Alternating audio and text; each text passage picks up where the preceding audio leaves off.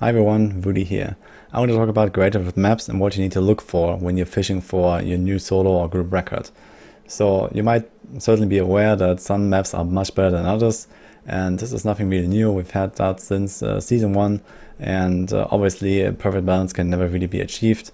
And with the huge variety that we have in Diablo 3, it's quite clear that some will just work better than others. So I have recorded 1000 keys when I was pushing solo myself, and here are the results. And this will also give you like a little bit of an idea of how many keys you need to actually get a good map. And the answer is it's not really much. So you can see the two top tier maps, Festering Woods and Battlefields of Eternity.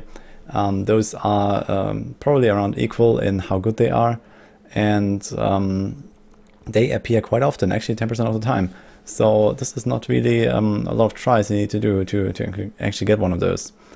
And right after that, we also have the other two good maps, which are Shrouded Moors and Desert. Desert probably being slightly better than Shrouded Moors, but overall I'd still play both. And they're also at around 10% of your keys.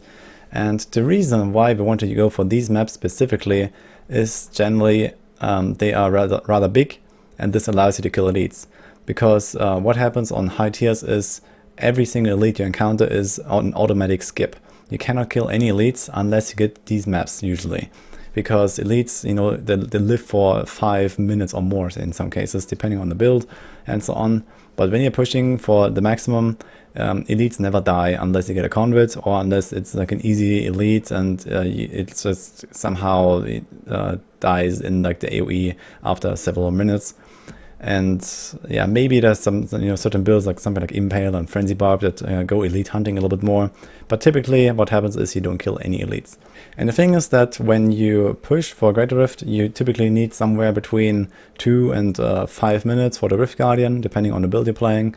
And this means that you need to do something like 7.5 to 10% progress per minute. So when let's say 8% progress per minute is your guideline, then this means that you have to kill a lot of stuff in very little time, and that includes elites. So typically what happens is that you kite elites into trash packs, you finish all the trash packs, and you kind of stay on time just killing trash, and then eventually some elite will die and you get a little bit ahead, and then eventually another elite will die and you get a little bit more ahead, and then maybe you find a nice power pile, maybe you find a nice conduit, and this is kind of what gives you the time needed to actually kill the Rift Guardian eventually. So this is typically how pushing goes. And the thing is that when you encounter elites in something like a Keep Depths map or a cave or something, you typically have something like one room with a little bit of trash and the elite pack, and you kill off the trash and the elite pack is going to be at 80% HP and you skip. Because if you try to kill it, you're going to waste like 3 minutes trying to fight an elite with no area damage, with no other targets around, you don't get any progress until the elite dies. And then you get around 4.5 or 5% worth of progress from the globes and whatever monster type you killed, and that's it. And if you remember, around 8% progress per minute means that you can spend a maximum of 30 to 40 seconds on an elite pack if you don't kill anything else at the same time. So this means that you have to skip every single elite generally. So now for the maps themselves, you have to know that there are also different layouts. So when we're talking about the top 4 maps, like the Festering, Battlefields, Desert, and Shrouded Moors, they can be either linear layouts or they can be these so-called 4-corner layouts, which is where when you have like a circle and this is connected on 2 different sides, and then you have like an entry and an exit.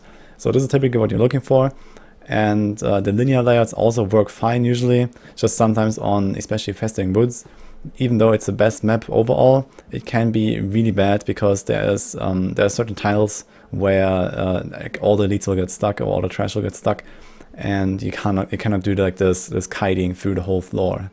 So this is kind of an issue on Festering Woods, but generally Festering Woods are really nice, and you can expect to play through, I'd say, half of each of these top 4 maps and have a good attempt at making a nice rank. So this means when we open a GR and around 1 in 5 keys is one of those 4 maps, that if you play half of those, it's still like a 1 in 10 for getting like a decent attempt of at least starting on a good floor. And then you might end up at like 20, 30, sometimes 50 or 60, in some extreme cases even 80% progress. and then you go to the next floor, and then you kind of just have to usually stay on time, you know, try to get like a nice follow-up, or maybe skip a really bad floor and then, you know, just make enough time for the Rift Guardian somehow. Now for the maps that I label as potential here, these are typically something I try when I feel like I'm getting too bored with just opening the good maps. So when I feel like I'm getting unlucky or I have like a long streak of nothing, then I just try those as well sometimes. And the thing is that it can be really good. So we have the Plague Tunnels, we have the Wudicave, the Silver Spire, and the Arreat Crater. And typically it's worth checking those maps out. The Wudicave is a nickname for the Act 2 map, the Cave of the Boring Horror. And it got its name from like my early season records that typically always happened in that cave for whatever reason. So this is where that comes from. And it's actually quite rare these days, but it still exists sometimes. It can be relatively good because you have some nice rooms in there. And the same goes for Plague Tunnels. Plague Tunnels can actually be one-floor maps without Nemesis braces. When you get a good mob type and you get like a lot of like these big rooms in a row, and you can also potentially get really nice maps there. Same goes for Silver Spire. That can be really huge, and you can do like a one-floor map there.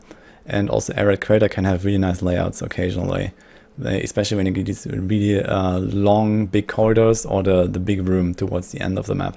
So when you combine the top good and the potential maps together, it's around 1 in 3 keys that are actually quite good or usable at least. So, you know, you can at least, you know, walk into the Great Rift, check it out for a little bit, see the monster type, and see the layout. And at least you have an attempt of trying the Greater Rift to see what's up with that. And then we have like the rest of the maps, which is around 2/3 of your keys that are going to open are going to be on those. So if you're feeling desperate, you can probably try those as well. But generally, I would recommend to just leave all of those. And, you know, farming a key is not really a big deal. So these days in Torment 16, people farm, you know, even if it's super chill farming, somewhere between like 50 to 80 keys. And if you're try-harding a bit, you can go like 80 to, I don't know, 150 keys or so an hour. So it's not very much.